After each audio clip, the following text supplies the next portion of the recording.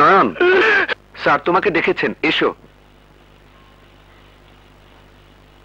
Sir. তুমি যাও।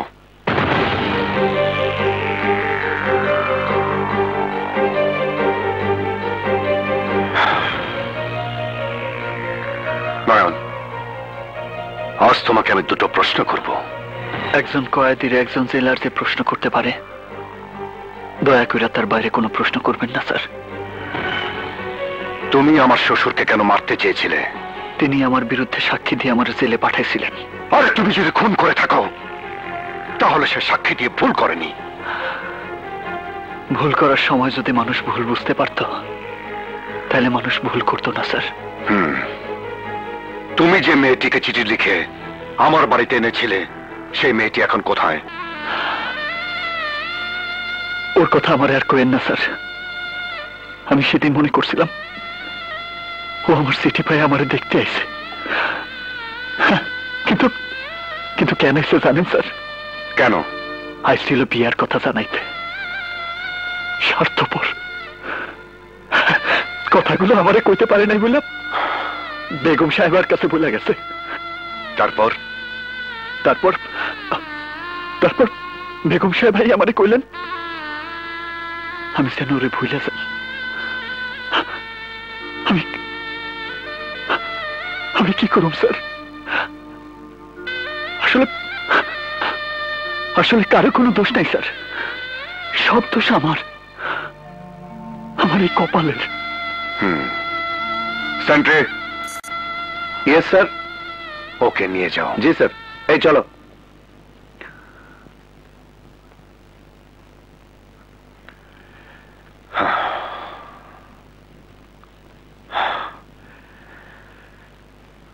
আমি শুধু শুধুই নয়নকে সন্দেহ করেছি।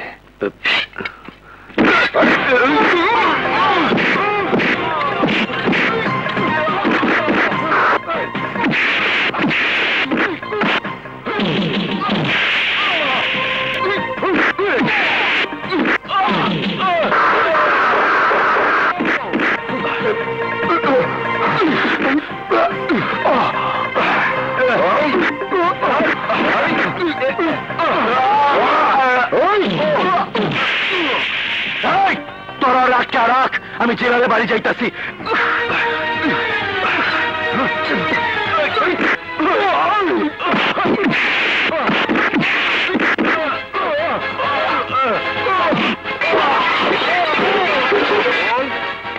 স্যার বল। স্যার মিশা তার দলবল নিয়ে পালাচ্ছে।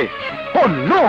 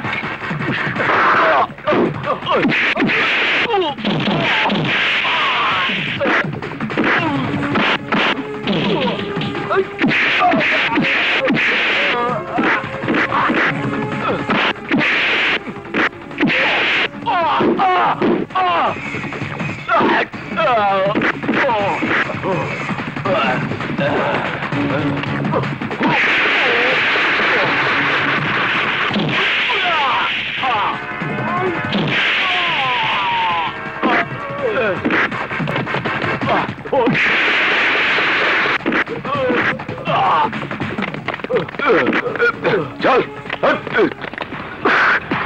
এই দাঁড়াও, কই যাইতেছো?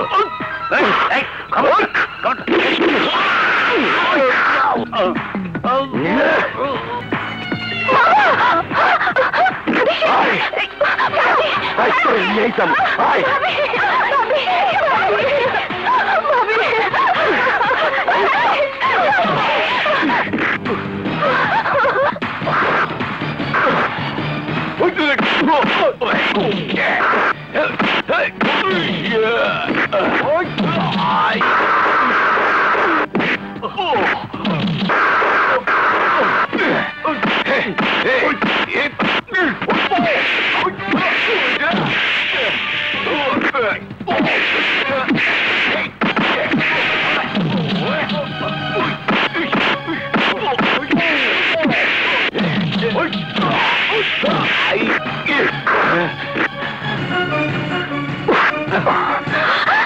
খবরদার এক পাও সামনে আগাবি না না তুমি আমাকে গুলি করো কিন্তু তুমি আমার স্বামীকে গুলি করো না ফুল ফুল তুমি সরে যাও বলছি না তুমি আমাকে মেরে ফেলো তবু আমার ভাইয়া ভাবির কিছু করো না না তরে মারুম না তুই চলে আয় তোর ভাইয়ার ভাবিরে ছাইরা দিমু সরে যা না ভাইয়া ফুল তুমি সরে যাও না ভাইয়া আমি বেঁচে থাকতে তোমাদের মরতে দেব না চালাও গুলি শেলি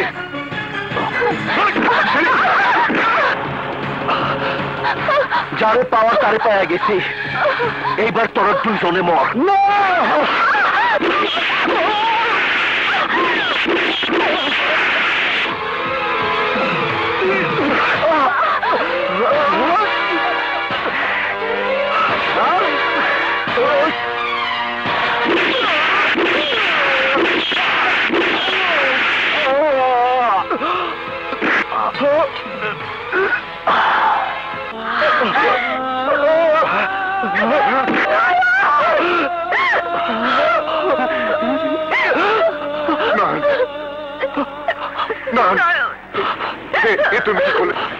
তুমি কি করলে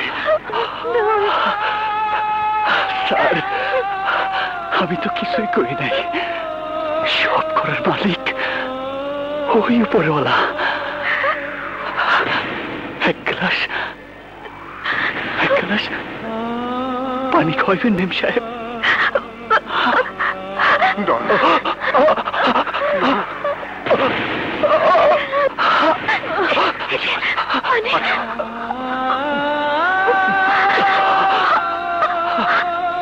স্যার আমার ওর সাথে যদি কোনোদিন দেখা হয় তাহলে ওরে কয়ে দিন আমি ওরে মাফ করে দিছি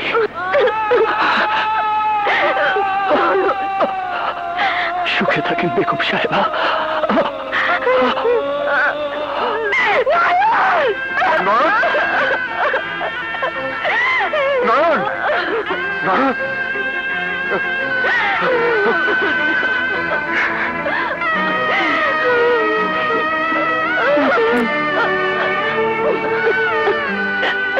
আমার জীবন নয় বন্ধু তুমি প্রাণের মাঝি যেই নদীতে লইয়া যাইবা যাইতে আমি রাজি ইহকালের নদী